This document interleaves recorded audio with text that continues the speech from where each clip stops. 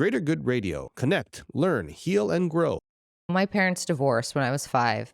And because they were, hippies or whatever, they decided to let me choose the custody agreement. Terrible, terrible parenting choice. Terrible, right? How old were you? 5. So, Oh. why would you do that? They wanted to empower me. Who do you want to live with? Are you sure that they wanted to empower you? I think they didn't want to make the choice. Or do you think that that's a cop-out? 100% cop-out. This is rebranded as we wanted to give you the choice. Yeah. At 5. Yeah. Okay. Yeah. So not wanting to hurt anyone's feelings, I said, well, I'll just live 1 year with one and 1 year with the other.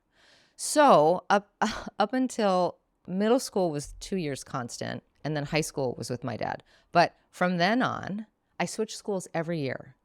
And my parents didn't have a lot of money. So my mom first lived in Kona, then she lived in Waikoloa, then she lived in Waimea, and now she lives in Hawaii. She made the way up the Kohala coast, right? Or the Kona coast to Kohala. My dad lived between here and California. And, he's a yoga teacher, so he's kind of nomadic too.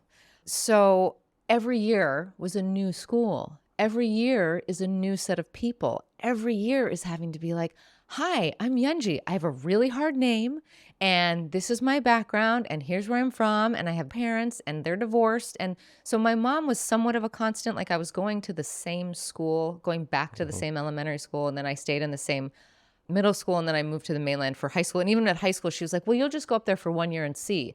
And I was like, you don't understand. And my parents, not being of this country, don't understand. I have to have the same high school transcript. Once I go, I'm going, and I'm staying there.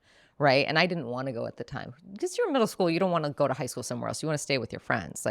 But I always say that was terrible. Right. It's terrible to always have to be new, but it's also super strengthening. It helps me in my job. I can talk to anybody. I can go to anyone and introduce myself and make them feel comfortable because I know exactly what that feels like. But for my kids, I'm like, no, they're going to the same school, K through 12, not moving. We're going to stay in the same place to live. We're not having any, no transient, none of that. I don't want them to ever feel like that. But then there's a value in being the new kid because you're going to be the new kid in some context. You're going to be the new employee or, whatever it is. That has served me really well.